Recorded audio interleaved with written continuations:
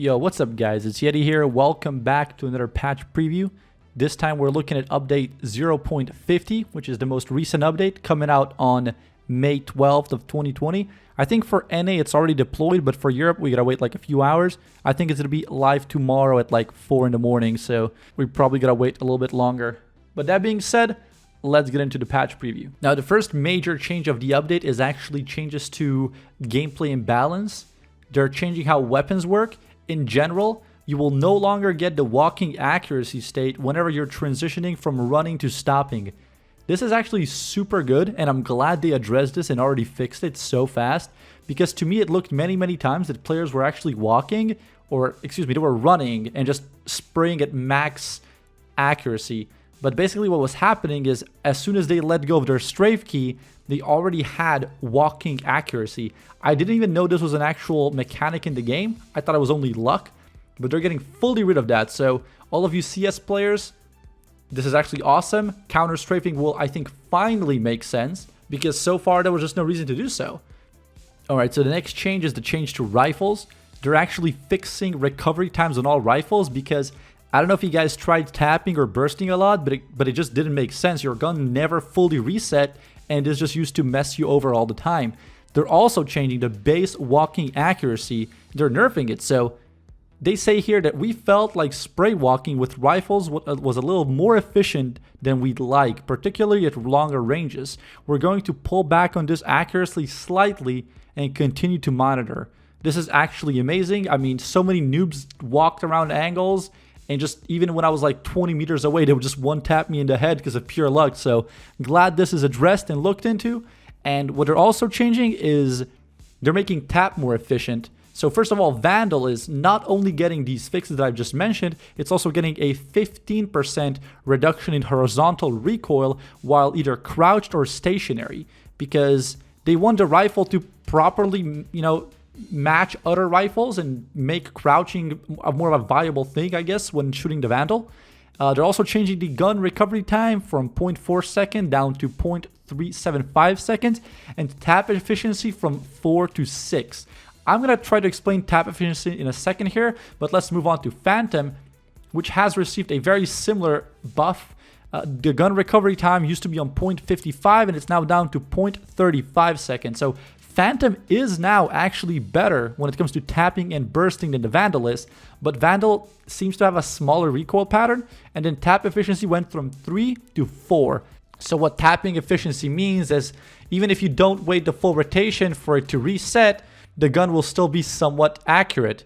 Bulldog and Guardian are also receiving buffs. Their gun recovery time are going down for Bulldog, down from 0.55 seconds to 0.35, and for Guardian, down from 0.4 to 0.35. So Guardian, not really a big buff, but Bulldog definitely seems a little bit more viable now. Now they have also decided to buff machine guns. They thought they're not performing based on how expensive they are. First, Ares is actually getting a price reduction down to 1,600 credits. And they're also making the gun be accurate a little bit faster, because I don't know if you guys know, but previously the longer you would fire, the more accurate the gun would get. Now the same thing is in action, just the accuracy gets better a little bit faster. Again, Odin also got a buff, but it's a lot smaller. They reduced the amount of intensity of horizontal recoil after the first 8 bullets. So not really a big buff, but some people already say Odin is overpowered, so we might even see it in ranked more now. Now let's go over to the fun part. I'm super excited to talk about this because I've predicted some of these on my Twitch stream. Sage is first of all getting a nerf to her slow orb. They're changing 2 things. First, duration is down to 7 seconds, was previously on 9, and the amount it slows went down from 65% to 50%. Cypher was also kinda overpowered / busted. His Cyber Cage, which is his smoke, no longer slows enemies that are moving through it. I'm super happy this happened.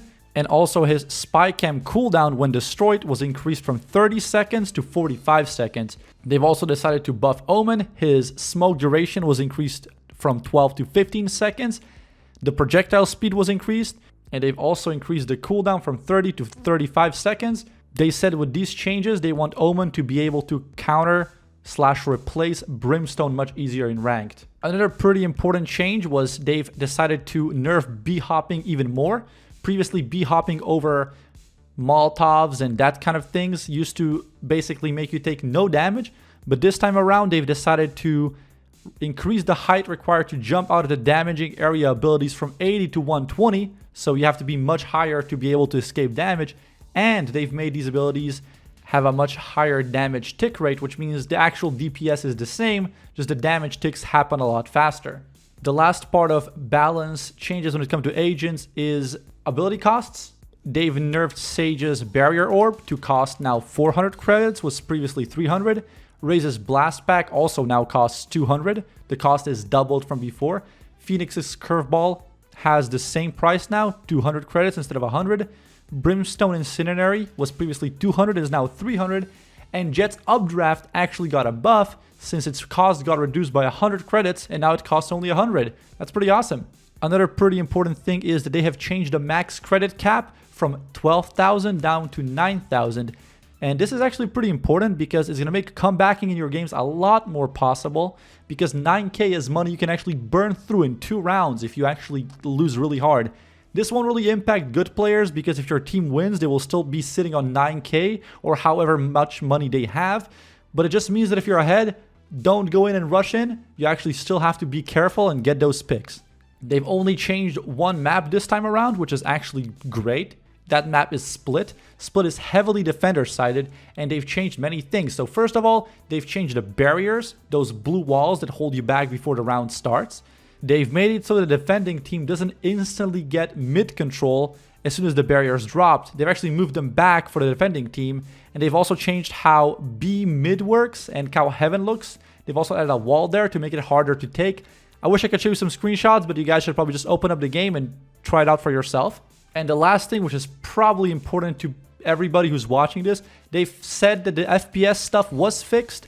Sage abilities and bullet holes should no longer heavily tank your frames per second. And I'm guessing that the reworks they did on Split also fixed our frames per second, hopefully. So yeah, I'm really excited to play this patch. It's already out for America at the time of releasing this video. But for Europe, it's going to come, I believe, tomorrow on the 13th in the morning. So I hope you guys like this patch as much as I liked reading it. And I'll see you guys in another video. Have a good one. Later.